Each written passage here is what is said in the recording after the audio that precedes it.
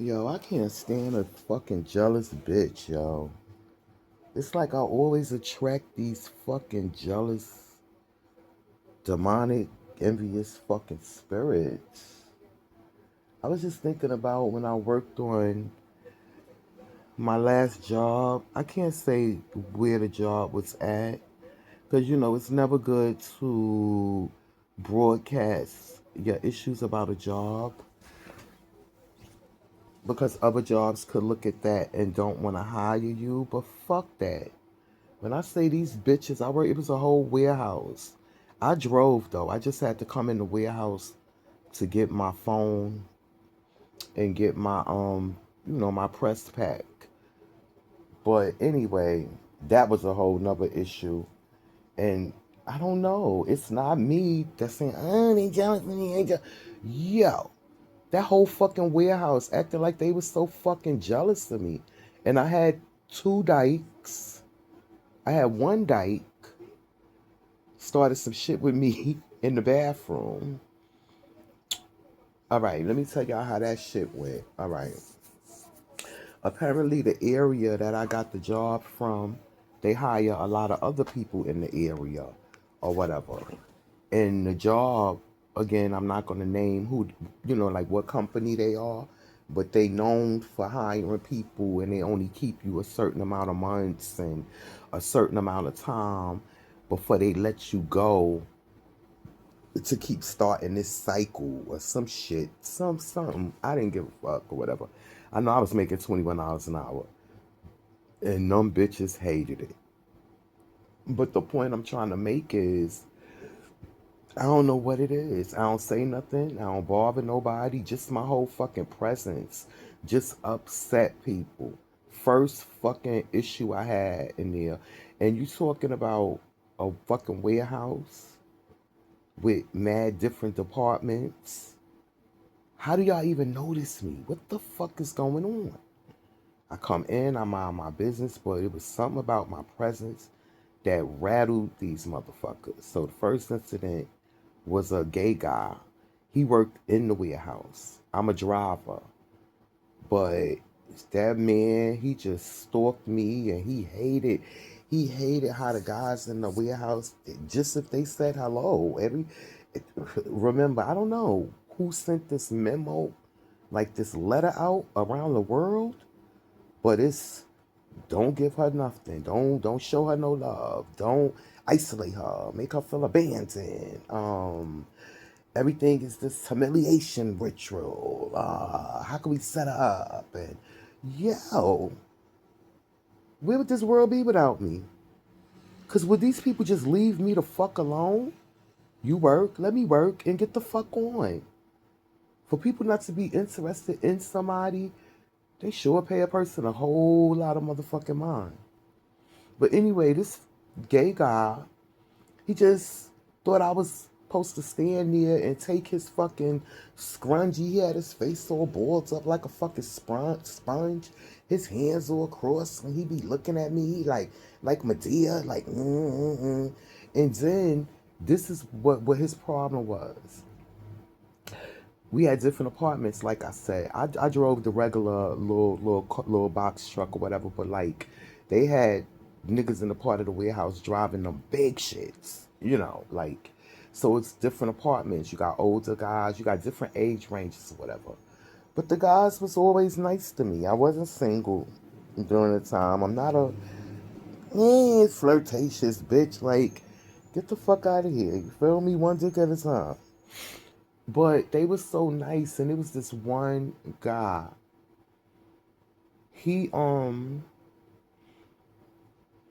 he would come and offer me ices, like the 10-cent ices, because again it's a warehouse, so it get hot. They in the warehouse, they got little treats or whatever for the people in the warehouse or whatever. So he would give me the ices, and he said, "Yeah, go get the ices." I buy the ices and I put them in there. He would put like two big boxes of ices in there, but it didn't matter. Everybody could have ices. Everybody could, oh God, share it with it, like whatever. The minute I have an icy, everybody in an uproar. So he made a big thing about that. He's like, oh, you gonna eat they ices or whatever, bitch, dog. He gave it to me. And then when I seen the guy, I was telling him, you told me to go and help myself, the ices and all this shit. And it seemed like it's a issue. He peaked the jealousy. So he was like, fuck that. I'm standing there one day, he just came out of nowhere and handed me like 7 or 8 ices. I'm like, oh my God, that shit really upset them. But like, it was just one thing after the other. So once I peeped that shit, I made sure I was looking fly as fuck. Because when you come in, you ain't really gotta say nothing to nobody after you punch in and just say good morning. You just gotta stand there and see if they gonna send you out or if they want you to work and do, like do something inside the warehouse. But again, I signed up to be a driver. And them motherfuckers wanted me to do everything but drive. Anything to keep them to stare in my face and look in my face. And it was just a horrible, weird experience. Boom. It was a guy in my neighborhood, but I didn't know he was from my neighborhood. And one day I was in the break area, the snack vendor machine area, whatever, bathroom area. And I was like, I went to go to the restroom, but before that, he just kept trying to talk to me. This young guy, he just looked real creepy and shit. He was a nice looking guy, don't get me wrong, but he was all big and just all, like I'm an older woman. Like, what the fuck is you doing?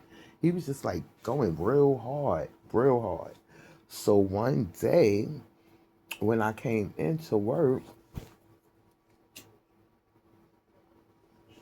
to my surprise, when I went to use the bathroom, he was the only, and when I say the only, he was the only one sitting in the area for the workers to sit and wait, eat, microwave, water, whatever, fridge, ices, whatever, vending machine. But the what the fuck? Excuse me. So he he oh, hold on.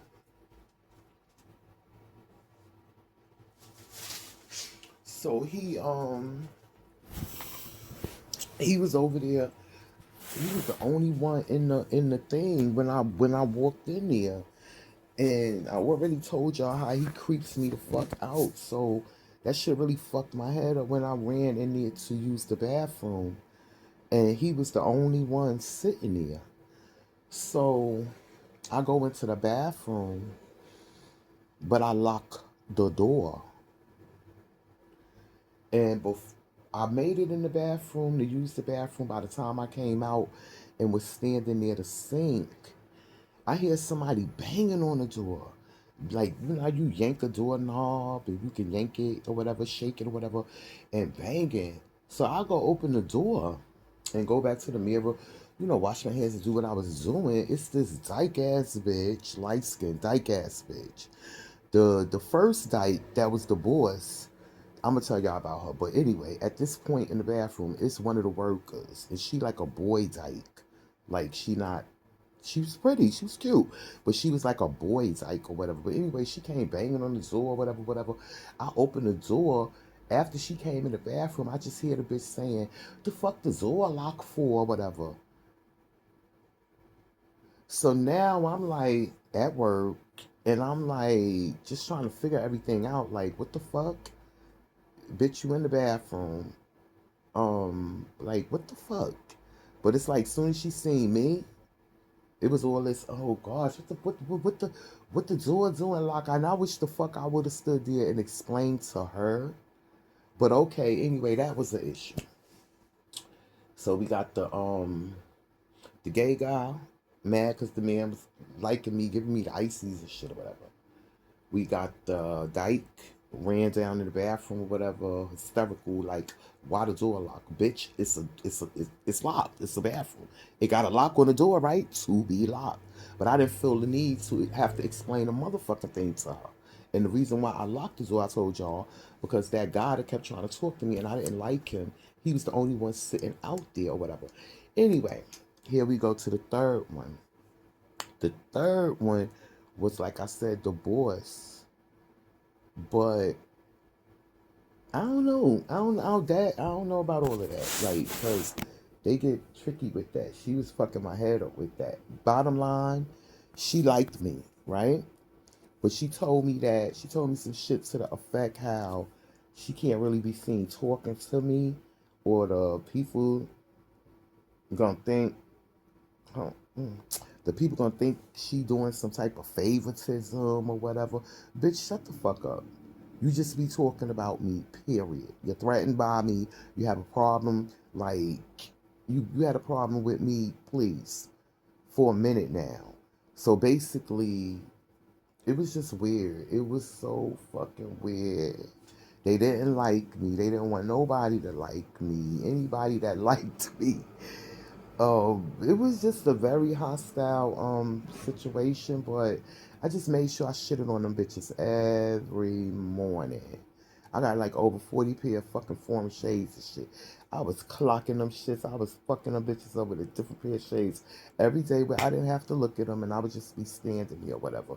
But anyway, she would tell me stupid shit like, um, how she couldn't be seen like really talking to me. Yeah, because you and a whole bunch of other motherfuckers in the warehouse that don't even know me be talking about me. So you're gonna look crazy talking about me. And the bitch was on me, on me hard. She had a whole wife and everything, whatever. But like, she was very confusing because the same guy that gave me the ices and shit, she was all over him. She had a hug for everybody in the warehouse, all the niggas and shit. But you got a wife at home, so I was confused. You got a wife, you wanted this, you wanted that, but they looked at me, so now she's so aroused up, and she's looking at me. Yeah. It was like the worst job ever, but the money was good.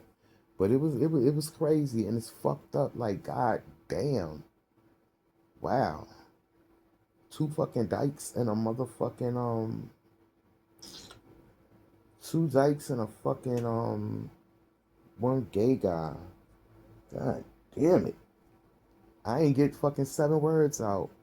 Split them up with all three of them. It's just something about my energy, my presence. I was standing there.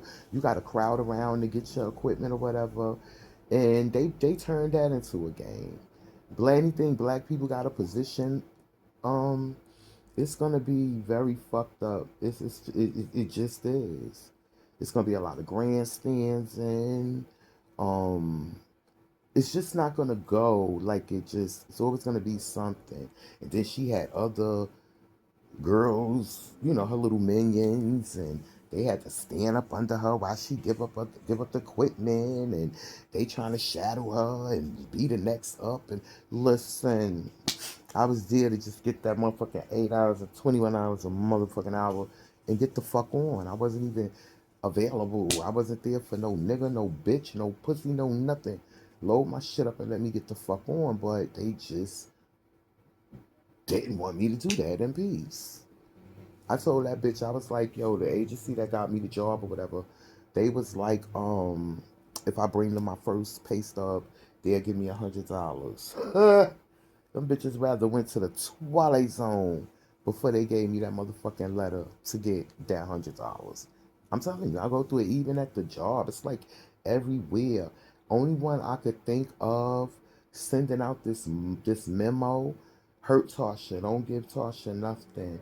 I don't give a fuck what it is. I don't care if you could save it for $2. Don't help it. Only thing I can think of at this point, God don't want nobody to do nothing for me. He don't. And I ain't got no choice but to live with it because I lived with it all my life. But I'm fine with it. He give me everything. Fuck it. I'm good. He do give me everything on top of the fact, but like, you know, life is built on feelings. Always watch how you make people feel. People want to deny, they don't want to acknowledge the fact that everything is like basically built on feelings and shit like that. And nobody took into account like how that shit made me feel. Nobody never takes into account how none of that shit makes me feel. So at the end of the day, you really think I give a fuck about how anybody feel? I'm never putting my feelings before no bitch nigga. I'm just not gonna do it.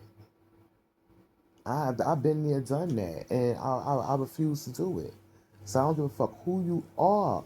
Don't you ever in your fucking life think I'm gonna put your feelings before mine. It's not happening. But at the end of the day, yeah, it's just fucked up. I wish everybody could just do what the fuck they gotta do and leave me alone. Why aren't you even focusing on me? They just put too much focus on me, and the shit was just annoying and aggravating. Like, for real. Manager after manager, it was all bitches and girls, and they catty, and they, ugh. Listen, I remember the bitch hugged me so hard. That's what she told me how. I can't be seen talking to you because they gonna think it's some type of favoritism. That probably was like some type of job discrimination type shit or whatever, because now you gotta treat me a certain way because y'all all just talking about me for no fucking reason. And that bitch said mad shit to get me out of that job. Mad shit. They really like was going extra hard, boy. I'm like, God, damn. But yeah. Anyway, bye.